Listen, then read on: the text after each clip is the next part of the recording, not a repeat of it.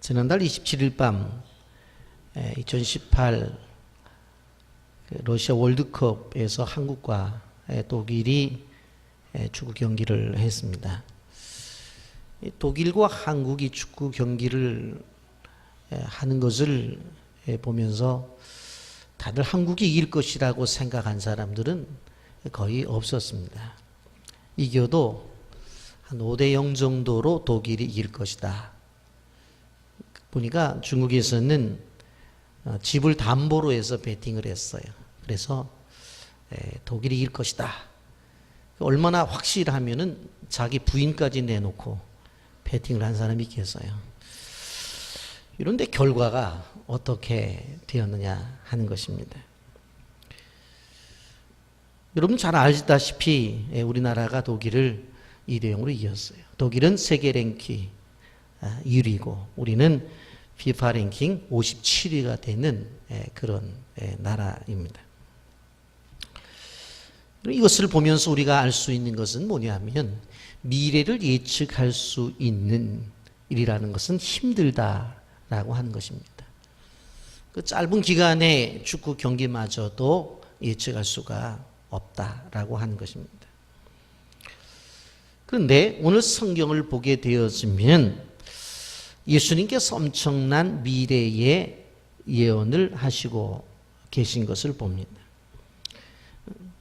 종말의 날에 나타날 일들에 대한 예수님의 말씀입니다. 우리 세상을 살아가면서 가지고 있는 기대가 무엇인가 하면 시간이 흘러갈수록 우리에게 미래가 다가오면 올수록 살기 좋은 낙원이 이 땅으로 이루어질 것이다 라고 하는 생각을 우리는 가지게 되어집니다. 생각해 보면 그런 것도 같습니다. 부모의 세대와 오늘 우리가 살아가는 이 세대를 바라보게 되어지면 우리의 세대가 얼마나 풍요로움을 누리고 사는지 모릅니다.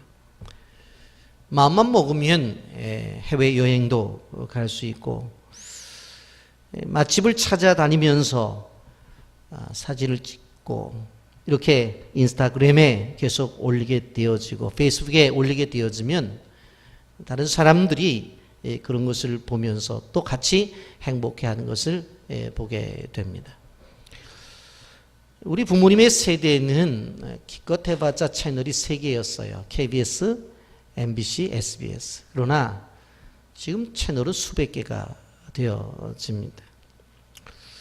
사실 예쁜 사진과 멋진 추억들 그리고 또 의미 있는 활동들을 자기의 페이스북에 올려놓고 서로 공유를 합니다.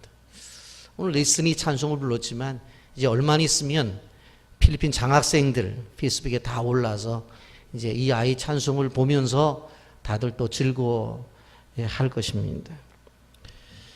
여러분 그래서 우리가 살아가는 세상이 지속적으로 좋은 세상이고 지속적으로 행복한 세상이 우리 앞에 다가올 것이라고 하는 생각을 우리는 가지게 됩니다. 그런데 이것은 성경적 기초에 보게 되어진다면 그 기준을 두고 보면 바로 착시효과라고 생각할 수밖에 없습니다. 여러분 그러한 사실들에 대해서 오늘 성경 마가복음 13장은 분명코 예수님께서 바로 우리에게 말씀해 주고 계십니다. 종말의 시대가 오면 재난이 올 것이다. 그리고 종말의 시대가 오면 환난이 올 것이다 라고 하는 것을 분명하게 이야기를 해주고 있습니다. 사람들은 현실적으로 보이는 것만 믿습니다. 그래서 오늘날 보이는 것이 점점 나아지고 점점 좋아지는 세상이 되어지니까 이것 정말 이렇게 좋은 세상이 되겠구나 그런 생각을 합니다만은 우리 믿음의 사람들은 철저하게 하나님의 말씀을 믿는 신앙을 가져야 됩니다. 왜냐하면 지금의 인류의 역사 속에서 바로 지난 것을 보면 모든 것들이 하나님의 말씀대로 이루어졌기 때문에 그렇습니다. 우리가 살아가는 이 세대의 사람들을 물어보면 바로 종말의 시대라고 하는 것에는 동의하고 있는 것을 보게 되어집니다. 그런데 그러한 종말의 시대라고 말을 하면서도 더 나아질 것이라고 하는 기대만 가지고 살아간다고 하는 것입니다. 여러분, 성경 분명히 그렇지 않다고 말을 하고 있습니다. 여러분, 성경은 분명히 종말의 시대가 있다고 말을 합니다. 그런데 이 종말에 나타날 징조에 대해서 1절부터 13절까지 말씀을 하고 있고 13절 이후부터는 종말에 나타날 환난에 대해서 14절부터 말씀하고 있는 것을 봅니다. 14절부터 보면 멸망에 가증한 것이 서지 못할 곳에 선 것을 보거든 읽는 자는 깨달을진저 그때 유대에 있는 자들은 산으로 도망할지어다. 무슨 얘기인가 하면 다니엘서를 통해서 끊임없이 예언한 말씀이 있었는데 그 예언한 말씀이 이루어진다라고 하는 것입니다. 그런 것들이 이루어진 것을 보면 환난이 임했다고 하는 사실을 깨닫고 도망하라고 하는 이야기입니다. 15절 말씀에 보면 지붕 위에 있는 자는 내려가지도 말고 집에 있는 무엇을 가지러 들어가지도 말며라고 말을 했어요. 환난이 임했어요. 그것을 느끼면 바로 지붕 위에 있는 자는 내려가지도 말아라. 집에 필요한 것이 있다 할지라도 들어가지 말아라. 그렇게 말씀하고 있습니다. 밭을 하는 일을 하는 농부가 바로 환난이 찾아왔어요. 그러면 어떻게 해야 돼요? 집에 가서 옷을 가지고 와야 돼요. 왜? 이스라엘 사람들은 옷이 이불이고 이불이 옷이기 때문에 밤에 잠을 자야 되니까. 그런데 그렇게 하지 말라는 거예요. 분명히 필요해요. 밤에 대비해서 그것은 있어야 되는 거예요. 그럼에도 불구하고 그렇게 하지 말라는 거예요. 무슨 얘기인가 하면 환난 임하게 되어지면 꼭 필요한 것에 연연하지 말아라. 그런 이야기입니다. 속도가 급할 것이기 때문에 조금 더 머뭇거려서는 안 된다는 거예요. 또 17절에 보면 그날에는 아이 뵌 자들과 젖 먹이는 자들에게 화가 있으리로다. 그렇게 말씀했어요. 아이를 가졌어요. 얼마나 좋아요. 그리고 아이를 낳아서 젖을 먹이고 있어요. 그런데 너무 좋잖아요. 그런데 그들에게 화가 있대요. 왜 그럴까? 바로 도망하는데 지장을 받기 때문에 그래요. 배가 부른 임산부가 잘 도망을 갈 수 있겠어요? 아이 젖 먹이는 사람이 그 아이를 데리고 도망을 가는데 쉽겠냐고요. 그렇기 때문에 화가 있겠다. 그렇게 말씀을 하고 있는 것을 보게 되어집니다. 누가복음 17장 32절에 롯의 기억하라고 그랬죠. 우리가 잘 아는 내용입니다. 소돔성에 심판이 임했죠. 그래서 하나님의 말씀에 의해서 어떻게 도망을 가라고 그래서 도망을 가는데 절대로 뒤를 돌아다 보지 말라고 그랬어요. 그 뒤에는 자기 집이 있었어요. 그 뒤에는 자기의 필요한 것들이 가득 있었어요. 그리고 그 뒤에는 자기가 사랑하는 것이 그 집에 가득 채워져 있었어요. 그런데 보지 말고 가라는 거예요. 그런데 롯의 처는 그것을 바라보다가 어떻게 되어져요? 소금 기둥이 되어져 버려요. 생명이 물질이 되어져 버립니다. 그 사실을 누가복음 17장 32절에 예수님께서 창세기에 나타난 그 사건을 인용하면서 마지막 시대에 나타날 것에 대해 예언적 메시지를 주고 있는 것을 보고 있습니다. 여러분, 이렇게 성경이 분명히 말씀을 하고 있음에도 불구하고 이때에 많은 사람들이 이것을 부정하는 사람들이 있는 것을 보게 됩니다. 신학 가운데서 이 신학을 크게 둘로 나누게 되면 소위 보수주의 신학이라는 것과 자유주의 신학이라고 하는 신학으로 나누어지게 됩니다. 우리가 속해져 있는 대한예수교 장로회 합동 측은 보수적 신앙을 따라가는 교단이에요. 성경에 나타난 말씀 그대로를 우리가 이해가 되든 이해가 됐지 않든지 간에 이 말씀을 그대로 믿고 나가는 신앙을 갖고 있는 바로 이 교단 안의 교회가 우리 빛의 교회입니다. 그런데 자유주의 신학자들은 이게 말도 안 되잖아. 지금에 나타난 현상을 봐봐. 더 잘 살고 더 나은 그러한 환경으로 바뀌어지고 있잖아. 그러니 이 말은 다 믿을 수가 없어. 그렇게 이야기를 하는 분들이 있습니다. 예수님이 베들레헴에 태어난 것도 그거 어떻게 믿어? 아니 그의 어머니 마리아가 어떻게 동정녀 탄생을 해? 어떻게 결혼도 안 했는데 애를 낳을 수가 있단 말이야. 그리고 세상은 이렇게 좋은 세상이 되어져 버리는데 무슨 종말이 있어? 라고 그렇게 주장을 하고 사람들에게 이야기를 합니다. 그러니 그들의 신앙이 바른 신앙이라고 우리는 말할 수 없습니다. 이런 마가복음이 기록된 연도를 보면 예수님이 십자가에 죽으신 다음에 35년 정도 지난 다음에 기록된 성경이 이 마가복음입니다. 근데 이 복음서에 나타난 사건들을 자꾸 사람들이 신화화 만들려고 생각을 합니다. 여러분, 신화라고 하는 것은 어떤 것이에요? 오랜 세월이 지나야지만 그것을 신화로 만들 수 있는 거예요. 여러분, 종교 가운데 조로아스터교라고 하는 교가 있는데 BC 600년, 주전 600년에 시작되어졌는데 그 경전이 쓰여진 것은 AD 300년이에요. 그러니까 1400년이 지나간 다음에 경전을 썼단 말이에요. 그러니까 알 수 없으니까 거기에 신화적 요소를 집어넣을 수가 있겠죠. 이런 불교도 마찬가지입니다. 불교의 부처가 BC 6세기의 사람입니다. 그런데 그 불교의 경전이 만들어진 것은 AD 1세기예요. 그러니까 약 700년의 갭이 있어요. 그러니까 700년을 지나갔으니 부처가 어떻게 살았는지 지금까지 뭐 비디오 찍어갖고 사진 찍어갖고 다 보여주지만 그때는 들려오는 이야기들 그랬대더라 그랬다며 그랬대더라 그런 것을 가지고 만드니까 경전이 돼요. 신화화가 된단 말이에요. 그런데 예수님은 신화화 만들 수 없는 것이 마태, 마가, 누가, 요한 우리가 마가복음을 공부합니다만 모든 복음서가 예수님 당시에 살아있던 사람들이 기록을 했고 본 사람들이 기록하고 그걸 증언했단 말이에요. 그런데 어떻게 신화를 만들 수가 있어요? 여러분, 우리가 단군 신화를 우리나라는 믿는다고 말하는데 본 사람이 있어요? 본 사람이 있냐고. 곰이 사람이 있는데 본 사람이 있냐고. 없다고요. 그러니까 신화를 만들 수 있는 거예요. 근데 예수님의 이야기를 신화화 만들 수 있다는 것은 그 말 자체가 신화예요. 그 말이 안 되는 이야기예요. 우리가 복음서를 보면 예수님이 역사적인 존재예요. 그리고 그를 행할 때 수많은 사람들이 그것을 보고 그것을 기록했어요. 예수님의 승천의 사건들도 마찬가지잖아요. 보게 되어지면 500여 형제가 그것을 보았다는 거예요. 분명히 보았다고 말을 하잖아요.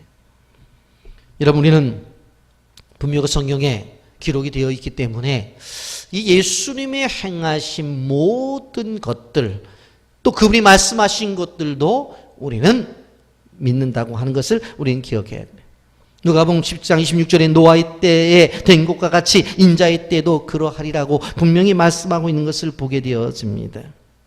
여러분, 성경의 예언은 분명히 이루어지게 됩니다. 그 사실을 믿어야 되는 거예요. 예수님은 천지가 없어지기 전에 율법의 1.1획도 없어지지 아니한다고 말했어요. 여러분, 세상의 많은 종교들 가운데 보면 윤회설을 믿는 그러한 종교들도 있는 것을 볼 수가 있어요. 예수님 끊임없이 종말을 이야기하게 되어지는데 종말이 아니라는 거예요. 인생은 윤회란다. 돈다는 거예요.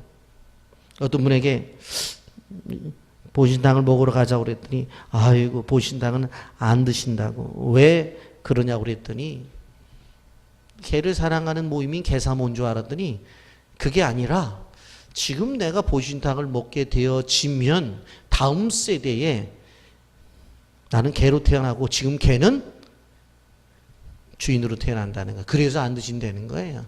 그러니까 이러한 것들을 우리가 두고 보게 되어질 때에 이 세상 속에 나타난 종교가 바로 하나님이 말씀하시는 이 성경, 이 진리의 말씀과 얼마나 다른 부분이 있는가 우리는 생각해 볼 수가 있는 것입니다. 성경은 분명히 이렇게 말합니다. 26절에 그때 인자가 구름을 타고 큰 권능과 영광으로 오는 것을 사람들이 보리라고 말씀을 했습니다. 여러분, 환난과 그리고 재림은 역사적으로 이루어질 것입니다. 이것을 믿는 신앙이 바른 신앙입니다. 여러분, 사람들이 예수님이 원하시는 그리고 예수님께서 생각하시는 세상을 이루며 살아가기를 원하죠. 그리고 또 사람들도 그것을 원해요. 왜요? 성경에서 나타난 그 말씀대로 이루어지길 바라요. 예수님이 구름을 타고 오시는데 권능과 영광으로 올 거다. 그걸 믿는 것이 바른 신앙이에요. 그런데 사람들의 생각 속에는 이러한 주님의 재림 앞에 올 환난과 이러한 고난이 없었으면 좋겠다고 하는 생각을 가진다고 하는 것입니다. 요즘 저도 마찬가지고 여러분도 마찬가지예요. 그런 일을 당하고 싶지 않은 것이 인지상정이라고 하는 이야기입니다. 그런데 성경은 재림 전에 이런 환난이 있다고 하는 것입니다. 여러분, 우리가 마가복음장부터 끊임없이 13장까지 지금 말씀을 묵상해 왔는데 이 13장을 보게 되어지면 13장 전체가 예수님의 이 재림에 대한 이야기로 기록되어 있는 것을 바라볼 수가 있습니다. 근데 이 예수님의 재림 전에 환난이 온다는, 그럼 왜 사람들이 싫어하는 환난, 사람들이 정말로 거부하는 이 환난이 재림 전에 이 세대 속에 오느냐라고 하는 것입니다. 이건 단순합니다. 그것이 무엇인가 하면 하나님이 더 많은 영혼을 구원하기 위해서이십니다. 본질을 가지고 있는 인간은 바로 평안하면 사람을 찾지 않아요. 그가 평안하면 절대적으로 하나님을 믿으려고 하는 믿음을 갖지 않기 때문에 그렇습니다. 욥같이 훌륭한 사람도 고난을 통해서 끊임없이 하나님을 찾았던 것을 볼 수가 있습니다. 여러분, 되게 많은 사람들이 이 고난 중에 하나님을 찾게 되고 이 고난 중에 하나님을 만나게 된다는 것을 우리는 보게 됩니다. 그러므로 성도에게 다가오는 환난의 목적이 분명히 있습니다.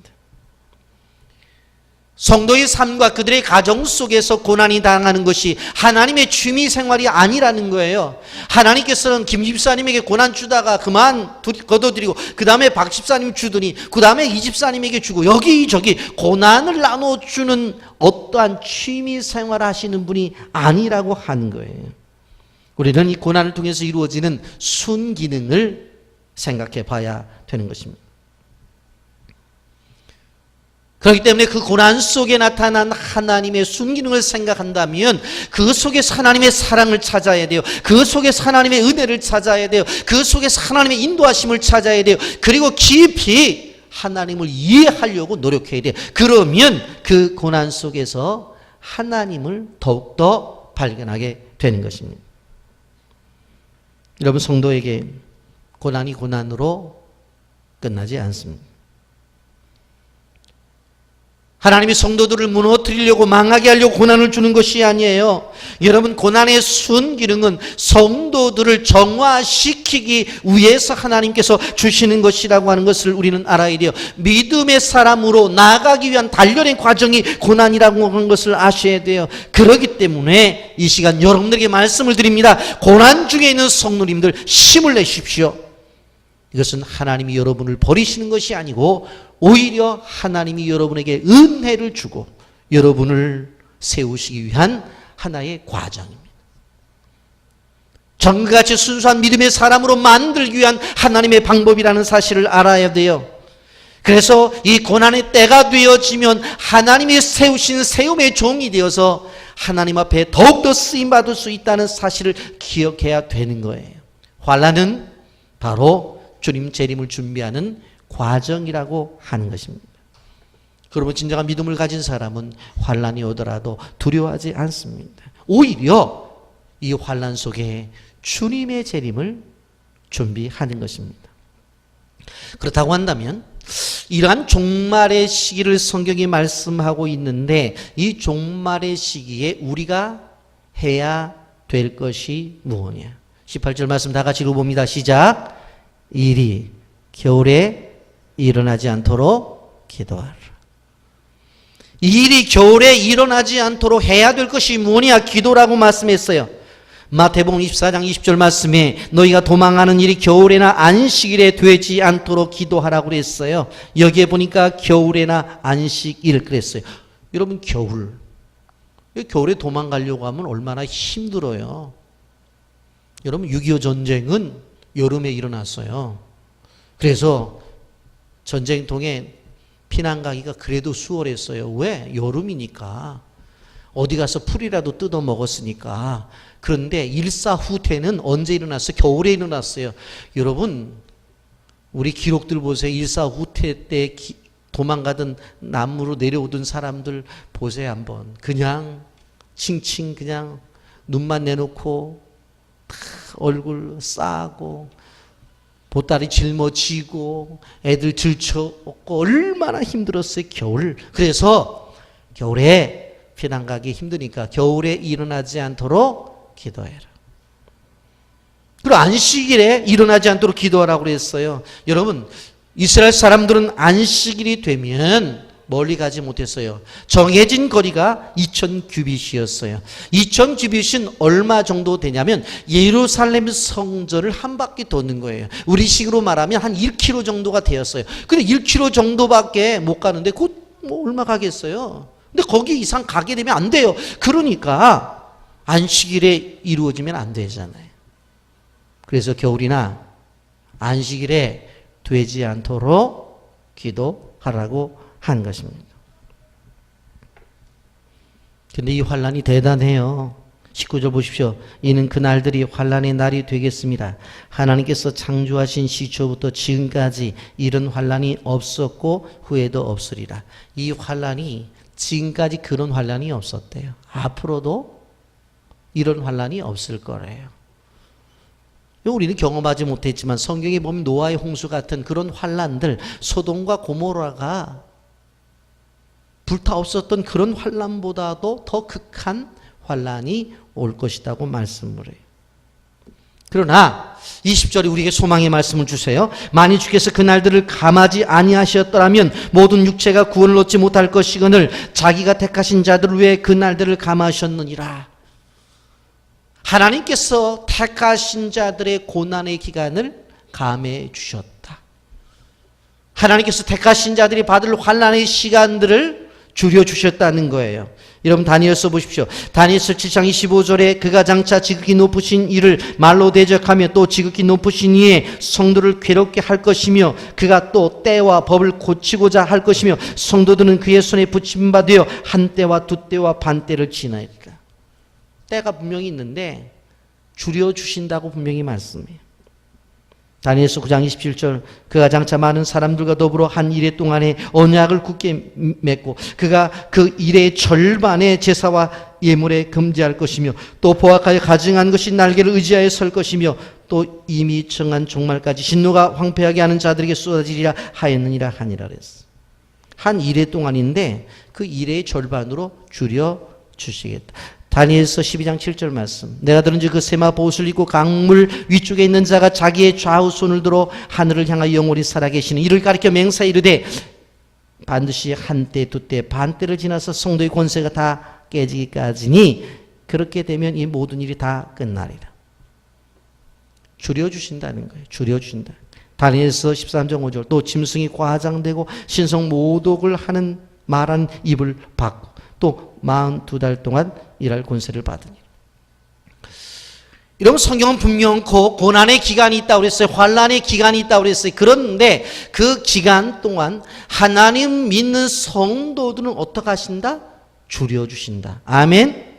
줄여주신다. 환난의 때를 오래 끌고 가지 않으시겠다. 하나님께서 그 기간을 줄여주시겠다. 우리가 오늘 말씀을 생각해 보면서 우리가 말세를 생각해 보는데, 말세는 언제부터 언제까지 말세냐면 예수님이 처음 오셨을 때부터 다시 오실 때까지 말세예요. 그러니까 지금 우리는 말세의 기간을 살아가고 있는 것입니다.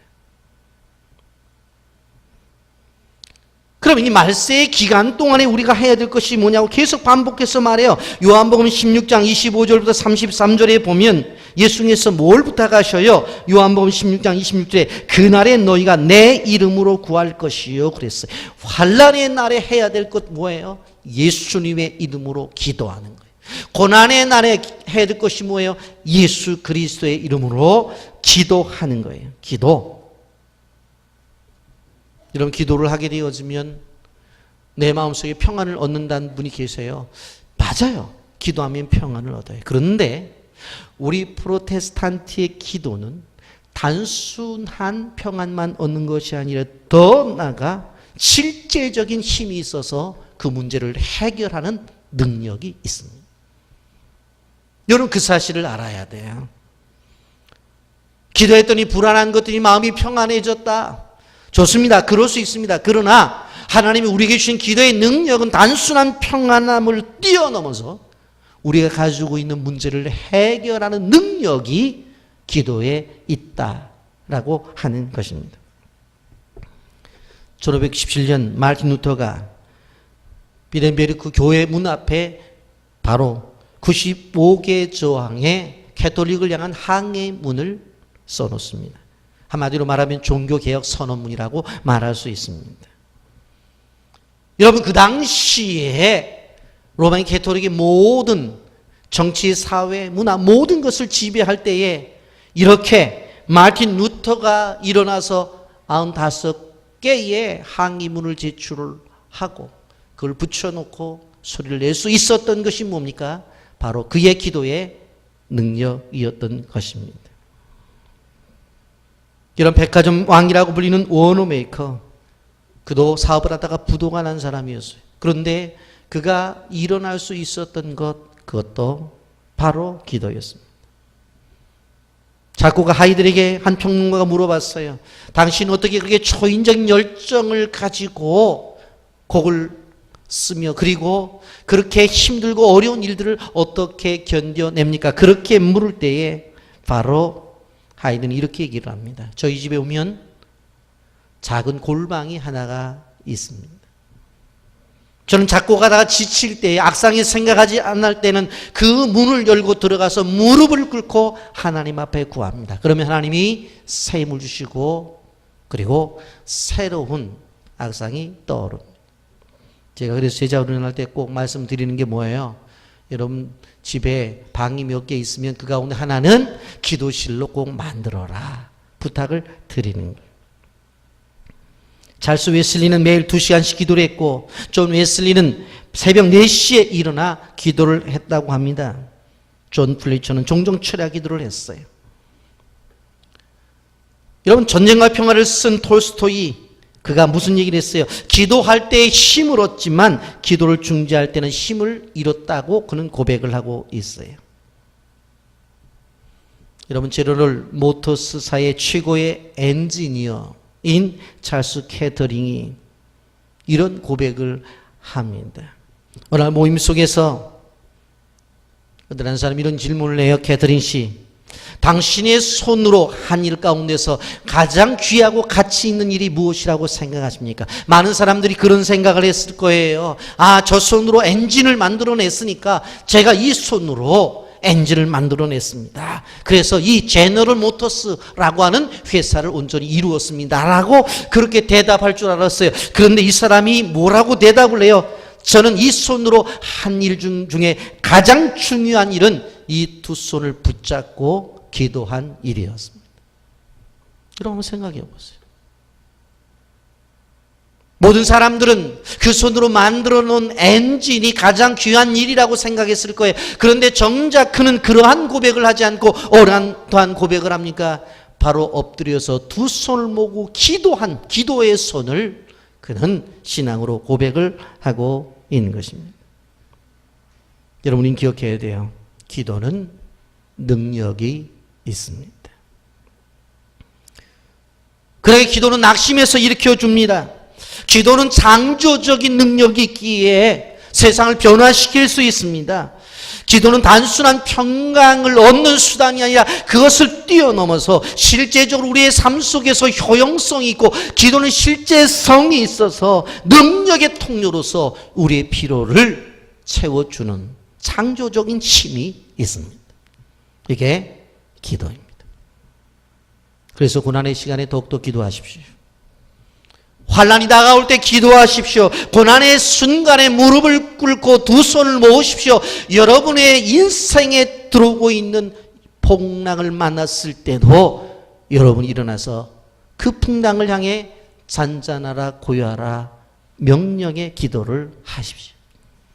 그것이 우리가 하나님의 은혜 가운데 살아가는 믿음의 사람들이 가지는 믿음의 방법입니다. 그런데 이러한 마지막 때에 조심해야 될 게 있어요. 거짓 선지자. 21절, 그때 어떤 사람이 너에게 말하되 보라 그리스도가 여기 있다 저기 있다 하여도 믿지 말라 그랬어요. 22절에 보면 거짓 그리스도들과 거짓 선자들이 나서 이적과 기사를 행하여 할 수만 있으면 택하신 자들을 미혹하려 함이라 그랬어요. 이 마지막 시대의 거짓 선지자, 거짓 그리스도가 여기 있다 저기 있다 그렇게 말씀을 하고 있습니다. 주님이 분명히 말씀하셔서 23절에 너희는 상가라 내가 모든 일을 너희에게 미리 말하였노라. 이렇게 다 일어날 것을 얘기했어요. 여러분, 올해 들어와서 제가 영상 자료를 가지고 설교를 하니까 많은 분들이 은혜를 많이 받았다고 그래요. 저는 제 설교를 듣고 은혜를 받았다고 그래야 되는데, 그 3분에서 5분 보는 영상 보고 은혜를 받았다고 그래서 제가 그래도 서운하진 않아요. 이제 매주일 이제 영상 자료를 찾아보는데, 이번 주에도 영상 자료를 이제 찾는 중에서 우리 노 목사님이 좋은 영상 자료가 있다고 그래서 제가 받아서 봤어요. 그랬더니 진짜 잘 만들었어요. 그래서 이번 주간에 이거 쓰면은 우리 성도들 은혜를 받겠다 그랬는데, 맨 마지막에 딱 뭐가 나오냐면 제작자가 이 요한이에요. 그게 누군 줄 아세요? 구원파가 세 파가 있잖아요. 지난번에 문제가 된 유병원파, 그 다음에 우리 동네에서 크게 지금 있는 박옥수파. 이 산동네 보세요. 수천 명이 모인대요, 주일날. 그 박옥수파. 그리고 또 한 파가 이 요한파인데, 그 이 요한파에서 만든 거예요. 그러니까 요새는 이단이 이단을 공격해. 가짜가 가짜를 공격해요. 진짜는 가만히 있어요. 제가 이거 내용을 몰라고 보게 되어진다고 한다면 정말 넘어가겠다 그런 생각이 들어요. 그러니까 참 제가 그걸 보면서 참 재밌다 그런 생각을 했어요. 아니, 지들이 진짜고 다른 이단은 가짜래. 또 그쪽은 또 다른 쪽이 가짜래. 그러고 싸우고 있어요, 보면. 여러분, 적그리스도가 누구냐? 요한일서 2장 22절에 거짓말하는 자가 누구냐? 예수 그리스도의 힘을 부인하는 자가 아니냐? 아버지와 아들을 부인하는 그가 적그리스도다. 거짓 선지자가 누구예요? 유다서 1장 4절에 이는 가만히 들어온 사람 몇이 있습니다. 그들은 옛적부터 이 판결을 받기로 미리 기록된 자니 경건하지 아니하여 우리 하나님의 은혜를 도리어 방탕한 것으로 바꾸고 홀로 하나이신 주제 곧 우리 주 예수 그리스도를 부인하는 자니라. 예수 그리스도가 홀로 그분이신데 자기도 예수래요. 그런 사람들이 요즘 얼마나 많은지 몰라요. 여러분, 그런데 이러한 이단은 둘째치고 이단은 이단이라고 그래요. 그런데 우리가 조금 조심해야 될 것이 뭐냐면 바로 기독교 사상 속에서 종교다원주의라고 하는 사상이에요. 종교다원주의가 뭔가 하면은 왜 예수를 믿는 것만 고집을 하느냐. 여러분, 세상에 전쟁 속에서 많은 부분들이 종교 때문에 전쟁을 하는 일들이 많다는 것을 여러분들이 아실 거예요. 지금 팔레스틴 지역에도 마찬가지잖아요. 그렇잖아요. 지금 제주도에 예멘 사람들이 들어왔는데 왜 우리가 그 사람을 받느냐 안 받느냐 막 문제가 나타나요. 그 사람들이 거의 100% 무슬림들이에요. 이게 문제가 나타나는 거예요.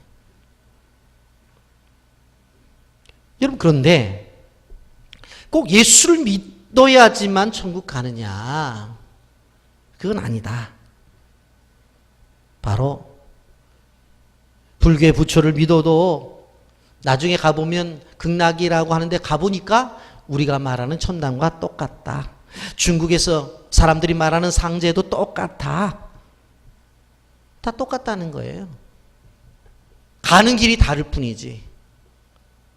설명하면 이해를 해요. 아니 뭐 서울 갈 때 전철 타고 갈 수도 있고 승용차 타고 갈 수도 있고 버스 타고 갈 수도 있고 뭐 걸어는 안 가겠지만 어떻게 가든지 서울 가는 거 아니냐. 가보니까 다 가는 거지. 가는 통로가 다를 뿐이지 장소는 똑같다. 그 얘기를 하면 그렇겠다. 그래서 그걸 받아들여요. 이것이 종교 다원주의. 그래서 예전에는 애국가를 불러도 뭐라고 말했어요. 우리가 하나님이 보호하사 우리나라 만세 그랬는데 언제부터인가 하느님이 보호하사. 하늘에 누가 있는지 몰라. 우리가 그냥 막연하게 믿는 하늘에 있는 신. 그러니까 냉수 놓고 비는 신이든지 돌 앞에 가서 비는 신이든지 산신령 산신이든지 어떤 신이든지 저 하늘에 있는 신, 그 신을 말하는 거예요. 그래서 우리 예수 믿는 사람들 애국가를 부를 때도 그 부분에 가서는 아주 강력하게 불러야 돼요. 하나님이 보호하사 우리나라 만세 하고 불러요. 여러분, 이러한 종교 다원주의들이 바로 우리 가까이에 있어요. 당군 신화처럼 신학적인 존재로 만들려고 하기도 해요. 여러분, 우리나라의 한국에서 유명한 안병무, 변선한, 김경재, 오강남 다 이런 사람들 뒤에 보면 박사라는 이름이 다 붙어 있어요. 그리고 자유주의 신학을 가르치는 신학교에 다 교수로 또 있어요. 그러면서 그걸 가르치는 거예요. 기독교의 하나님이 이슬람의 알라신과 힌두교의 시바신과 중국의 상제나 한국에 나타나는 하늘의 신과 다 똑같은 존재들이다. 그냥 한 하나님에 대한 상이한 표현 그리고 관념일 뿐이고 다르게 표현하는 것이 똑같은 거다. 우리 집에 계신 아버님을 아버지라고 부를 수도 있고 아버님이라고 부를 수도 있고 회사를 운영하니까 사장님이라고도 부를 수 있는 거지. 그게 뭐 똑같은 거냐? 막 이렇게까지 주장을 해요. 여러분, 사단은 어떻게 하든지 절대적 하나님에 대한 것들을 절대적으로 믿지 않게 하는 거예요. 그래서 우리는 성경을 중요하게 생각해요. 디모데후서 3장 16절 17절에 이렇게 말합니다. 모든 성경은 하나님의 감동으로 된 것으로 교훈과 책망과 바르게 함과 의로 교육케 하기에 유익하니 이는 하나님의 사람을 온전하게 하며 모든 선한 일을 행할 능력을 갖추게 하려 함이라. 성경은 하나님의 감동으로 되었다고 말씀해요. 베드로서 1장 21절 예언 언제든지 사람의 뜻으로 낸 것이 아니요 오직 성령의 감동으로 받은 사람들이 하나님께 받아 말한 것입니다. 성령의 감동이라고 말했어요. 사람이 만들어내는 게 아니야.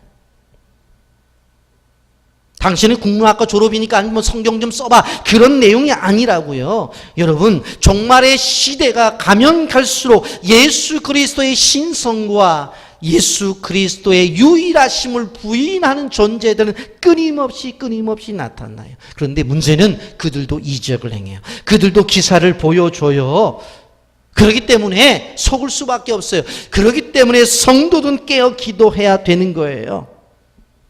23절에 너희는 삼가라 내가 이 모든 일을 너희에게 미리 말하노라.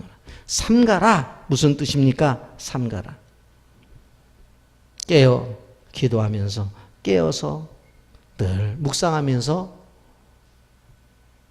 생각하면서 믿음 생활을 하라는 거예요. 그래서 종교다원주의나 어떻게 보면 자유주의 신학은 맛보지 않는 게 좋아요. 맛보면 그 다음부터는 너무나 매력적이기 때문에 끊을 수가 없어요. 여러분, 이 마지막 때 예수님이 오신다고 그랬어요. 어떻게? 구름 타고 오신다고 말을 했습니다. 마가복음 13장이 강력하게 주장을 해요. 26절 말씀해 보면 그때 인자가 구름을 타고 큰 권능으로 영광으로 오는 것을 사람들이 보리라. 가신 그분이 오신다고 그랬어요. 예수님의 초림, 처음 태어날 때는 마구간에 조용히 태어나셨지만 다시 오실 예수님은 모든 사람들이 보는 앞에 오신다고 말씀을 했습니다. 27절 말씀에 보면 또 그때 그가 천사들을 보내어 자기가 택하신 자들을 땅 끝으로부터 하늘 끝까지 사방에서 모으리라. 여기 이곳에 예배드리는 성도뿐만 아니라 우리가 입양에서 사역하고 있는 필리핀 민다나오의 빌라한 종족들도 하나님이 모으세요. 인도네시아의 바두이 순다 종족도 모으세요. 캄보디아의 끄렁 종족과 브라우 종족도 다 모으세요. 계시록의 말씀을 보세요. 그들이 찬양단을 만들어서 하나님 앞에 찬양을 드린다고 그랬어요. 주님의 재림 나팔 소리와 함께 하나님을 믿는 자녀들이 모여서 하나님 앞에 노래를 불러요. 그날이 위로의 날이요, 그날이 기쁨의 날이요, 그날이 구원의 날이요, 그날이 회복의 날이라는 사실을 기억하시기를 바랍니다. 여러분, 그날의 버림을 받는다면 인생에 있어서 가장 불행한 존재라고 볼 수가 있습니다. 그러므로 우리는 그날을 인식하며 살아야 됩니다. 다시 오신다는 말씀이 진리임을 우리는 믿고 나가야 되는 거예요. 그 예수님을 맞이하기 위한 거룩한 신부로서 우리는 매일매일 준비하고 살아가야 된다고 하는 거예요. 신랑을 준비하고 맞이하고, 그런 성도가 참된 신앙임을 우리는 알아야 되는 것입니다. 성경은 분명히 이렇게 말을 합니다.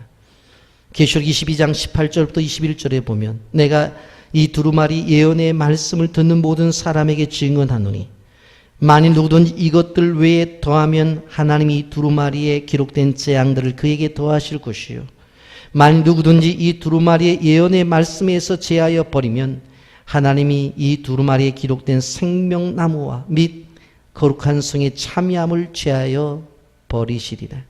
이것들을 증언하신 이가 이르시되 내가 진실로 속히 오리라 하시거늘 아멘. 주 예수여 오시옵소서. 주 예수의 은혜가 모든 자들에게 있을지어다. 아멘. 따라서 하십시오. 아멘. 주 예수여 오시옵소서. 다시 한번 합니다. 아멘. 주 예수여 오시옵소서. 여러분 기억하셔야 돼요. 예수님이 재림하실 것이라고 하는 믿음을 가져야 됩니다. 예수님의 재림은 신화나 전설이 아니에요. 우리가 그냥 지나칠 문제가 아니에요. 여러분, 소돔과 고모라 성에 살았던 사람들이 바로 예언의 말씀을 주셨지만 그것을 우습게 여기다가 망했어요. 롯의 사위들이 하나님의 말씀을 농담으로 여겼다가 바로 유황불의 제물이 되었습니다. 롯 때도 그랬어요. 120년 동안 말씀이 증거되었지만 노아의 가족만 방주를 짓는 데 동참을 했어요. 여러분 기억하셔야 돼요. 우리가 하나님의 택감을 받았다 하는 것은 하나님의 말씀이 증거될 때 그 말씀을 심각하게 받아들이는 사람이에요. 우리가 하나님의 자녀로 인정을 받는 하나님이 예정된 사람이라고 하면 정말로 듣기 싫은 이 바로 마지막 시대의 종말의 말씀도 귀 기울여 듣고 아멘으로 화답을 하면서 그 날을 준비하는 사람들이 되어져야 된다고 하는 것입니다. 주님의 재림을 준비하는 신부들이 되어져야 돼요. 이것이 삶의 목적이 되어지고 이것이 삶의 방향이 되어져야 돼요. 그렇지 않으면 안 된다는 것이라고 하는 것입니다. 여러분, 반드시 돌아오실 예수님, 권능과 영광 중에 오실 예수님을 갈망합시다. 지금은 성도들을 미혹하는 거짓 그리스도와 거짓 이론과 거짓 선지자들이 난무하는 시대를 살아가고 있습니다. 그래 우리는 이 고난의 때에 바로 흔들리지 말고 믿음의 길을 가야 되는 것입니다. 우리는 철로역정의 주인공처럼 성도는 하늘 여행을 떠나는 순례자입니다. 주님 재림의 오마가 포인트를 향해서 우리는 인생의 여정을 걷는 순례자라는 사실을 기억해야 됩니다. 우리의 목적지는 분명합니다. 예수 그리스도의 재림을 믿고 부끄럽지 않은 깨어있는 기도하는 성도들이 되기를 예수님의 이름으로 축복합니다. 아멘.